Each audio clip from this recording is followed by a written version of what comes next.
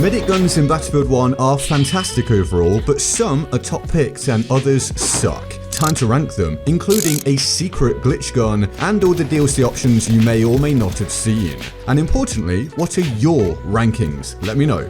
We start off with the Cei-Rigotti, which is a really solid and basic starting point, providing a base level for what is a dependable medic weapon. It has a trench, an optical, and a factory variant, providing a range of playstyle choices, but predominantly for usage within closer to medium range for medic weapons respectively. Plus, it can be set to full auto with the alternate fire mode, so you can just hold the trigger down if you want. Not advisable for longer ranges, but a perfectly good decision for closer range fights. The Cei-Rigotti overall gets a B ranking to start us off. Fully deserved, admirable enough rank? Yes, we are giving the guns a collective ranking for all variants to hold them accountable for what they offer, combined. As we did for the assault guns video, which if you missed it will be linked in the description also if you want to watch it after this one. And quickly, if you want a support ranking video, let me know by hitting the like button and indeed telling me in the comments like last time that it's worth making. So subscribe to the channel and you can catch it and daily Battlefield content with a new Battlefield coming soon also. How exciting. Next, the Selbstlader M1916, a German rifle with a massive magazine and a slower fire rate, marksman, optical and factory variants. It's an excellent choice for consistent performance, longer range capabilities and potentially stomping lobbies against players you're better than.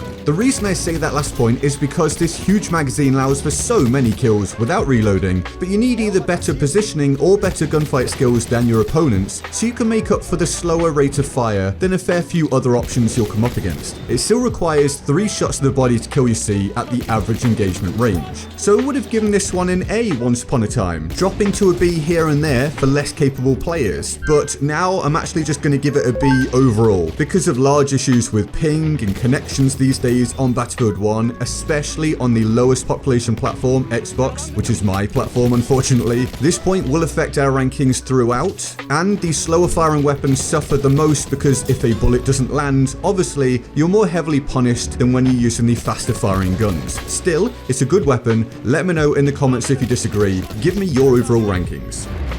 Okay, we come to the M1907 SL, and we really are starting off strong here with the medic list because this is an obvious great option. We have trench, sweeper and factory variants, with the sweeper being a fully automatic option, which is pretty popular overall. But honestly, the trench and factory variants are really good if you can fire the gun at the optimal fire rate in semi-auto. No need to beat around the bush here, this is a great gun available early on and I'm giving it an A. It's simple to use, performs within a range that most players will have a lot of gunfights. It's not the most accurate, but it fires quickly, so you can just spam away if you want to, and then avoid fights at longer ranges. Really fun medic gun. Props to the M1907 SL. Mondragon now, and our first bit of controversy because I'm smashing this one straight into the C tier. Some people love this weapon, but I truly, honestly dislike it. I'd be tempted to give it a D, but I know it's not actually that bad. I don't mind the sniper variant. It can do some decent stuff for me now and again, but the storm and optical variants suck when I use them. Honestly feels like the rounds disappear into nowhere a lot of the time. It's a weapon seemingly designed for much more passive play than I'm willing to commit to. Running and gunning with this thing just feels awful in my experience, which I know it's not supposed to be used for, but it really is terrible when you move around. And I just think there are better overall options for versatility. And if you're gonna stay super still for nearly your whole playtime, then go for it. But for most people, I just don't really get this choice. Even if you do like it, I just can't relate to that. Each to their own, I guess, right? But we instantly get back to the good stuff with the autoloading. We've got the .35 factory and marksman variants and the .25 extended variant. All really good. There is some user ability required. It's not exactly the easiest gun to use, but if you can do well with it, it's scarily effective. The .35 variants are a little more lethal and are balanced out by having very small magazines, so you do need to be able to consistently land your shots whilst hitting that fast optimal fire rate, and the .25 is a little less scary but has more rounds for a little more forgiveness. The autoloading is my first S tier medic gun, just fantastic. pick for the right player, and it's my list, and I'm the right player, so I'm putting it at the top of the pile so far. Onwards to the Selbstlader 1906. We've got a factory and a sniper variant, and I just don't like it. Even when I do well with it, I just don't like it. Small magazine like the Autoloading, but just harder to use. It can be stupidly good at range, but the difficulty involved really isn't worth the trade-off for me, especially considering the factory variant has this irritating flippy lid thing blocking your view between shots. Let me know in the comments what that thing is called, I can't remember, but it's just a no from me, dog. It goes, that's a weird moment for me. That's not in the script even. It goes in the D tier. It's not that it can't do well, but there are just better options for similar results. But pumping us straight back up again, like the world's most unimpressive roller coaster, we have the RSC. Factory and optical variants here, it's just unbelievable when you land your shots. 2 shots to the chest to kill at optimal range, which goes a pretty long way out. It's truly lethal, beating so many rival guns when it comes to raw time to kill. Obviously, it's therefore balanced out by having a small ammo count. It can't all be great, so it's definitely not for everyone. But if you can get consistent shots on target, you'll be besting most enemies. It goes into the A tier, and it would be right at the top of A as well. But why not S? Those connection issues mentioned earlier. Guns like this are just ruined when your damage doesn't land due to the enemy high ping or whatever might be going on. But if you can find some consistency, it's phenomenal. And now we come to fighting out of the red corner, my favorite weapon in the game, my most used gun by a massive amount, and the weapon that has previously seen viewers complain about my usage when I'm on stream, where by the way you can watch me almost every single day, both here on YouTube and also on Twitch if you follow me there at the GetGoodGuy. It's the Fedorov Avtomat. This comes in factory and optical variants, but also a rarely seen and not very well known Degtriev variant, which might be how you pronounce it. No promises. Which I think was a Battlefield 5 pre-order bonus. This gun goes straight to the top into S tier. Lethal at close range, really good at mid-range, and honestly still viable at long range if you get good with it and learn to tap fire properly. It probably really shouldn't be this versatile, but it is, making it a very meta pick. Optical for more precision, trench for hip fire, and Degtriev if for some reason you want a bipod on this gun. Whatever you desire, it's an exceptional weapon.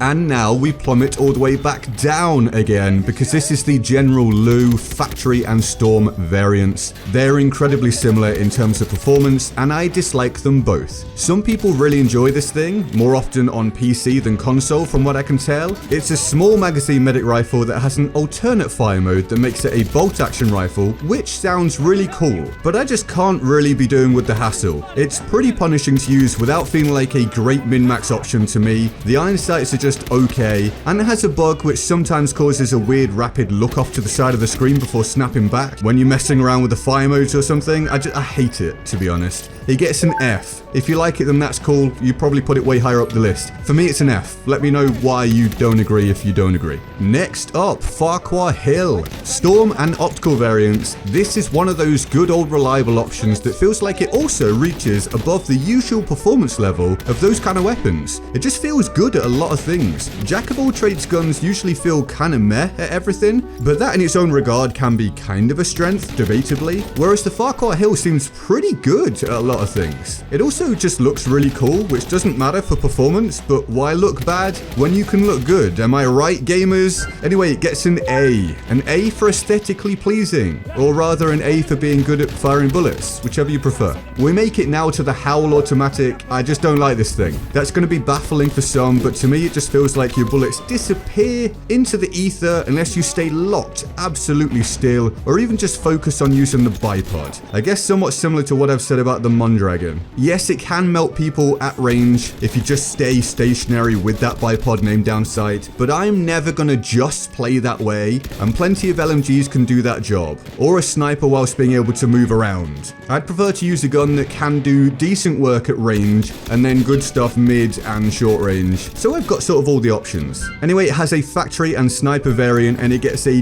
D, and I'm just not sorry, it's completely meh in my opinion. Bonus option time, everybody, get excited, hit the like button, celebrate wildly. Medic glitch gun that can only fire rifle grenades. It's therefore technically not an actual primary weapon, just a bug of sorts, but it can only be done on the medic class, so it has to go in this video. Obviously, it's awful, but it's at least kind of interesting. I should add, this was achieved via the Battlefield 1 mobile app, which I don't think exists anymore. So if you know a new way to achieve this glitch, let me know in the comments. And once you've got the sidearm out in-game, you just press the gadget button or key, and it pulls out this glitch gun. Here's a short I made a while ago on how I managed to have this in my loadouts. There's another glitch gun. Using the same method as the first time, deselecting the primary weapon and then selecting a gadget, this time on the medic class and selecting the rifle grenades, resulting in this glitch gun model that only shoots grenades. Really stupid again, not good for general play obviously, but very fun to screw around with.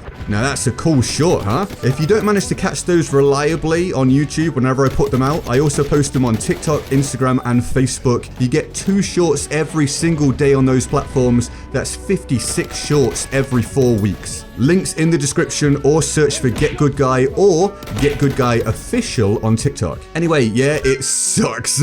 It goes into F tier, and if there were lower tiers, it would go down there. So kind of like an F minus, really. Anyway, list tiered successfully. Now, obviously, subscribe for more if you haven't already, as you've got to this point in the video and seemingly had a good time. And to show you got to this point in the video, please put masterful execution, buddy, in the comments below so I know that you have watched it all the way through. Thank you. Here's another video YouTube thinks you'll like. Click it. Have a good day.